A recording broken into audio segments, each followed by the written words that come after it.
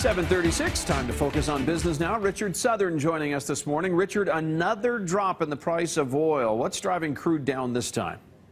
Yeah, it's quite something. No let-up in sight here, Ted. Good morning to you. Crude at a 6.5-year low. U.S. crude futures at the cheapest price we've seen since 2009, when the world was in the middle of a financial crisis. And it's really a lot of the same factors that have been pressuring it for the better part of a year now. A big supply-demand imbalance persists. You got Saudi Arabia pumping near record amounts of oil out of the ground.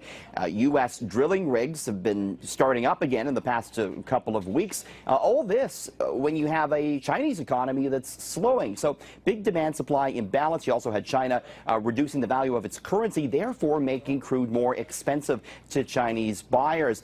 The price for WTI just bouncing off that 6.5-year low right now. It's just above $42, though we have seen it below that $42 level this morning. It's down some 30% from its June peak.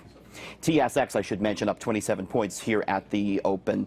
Tim Hortons is taking steps to protect its logo. The company not too happy with this, a knockoff Tim Hortons product that has turned up in South Korea.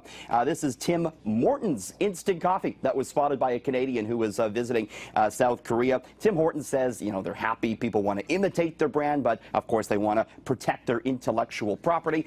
Tim Hortons doesn't have any locations in South Korea. Want to mention the story that's going to be very interesting to those who like to travel, certainly interesting to business travelers.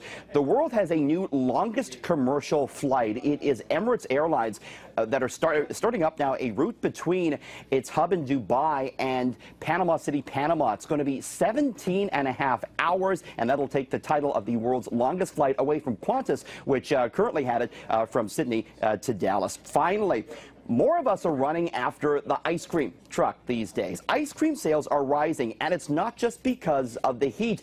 It's as more people re-embrace dairy fat. So ice cream sales up almost 3% this year over last, up some 10% over the past 3 years. Sales of butter up 17% and whole milk up 3%. So people not afraid of that sort of dairy fat anymore, and ice cream sales, and in some cases, Ted, ice cream prices are rising. Back to you. All right, good stuff. Thank you. Thanks, Richard. I hope you have a good weekend. Have some ice cream this weekend. I sure will. Good stuff. Richard Southern reporting this morning. You can hear Richard on 660 News at 26 and 56 after the hour.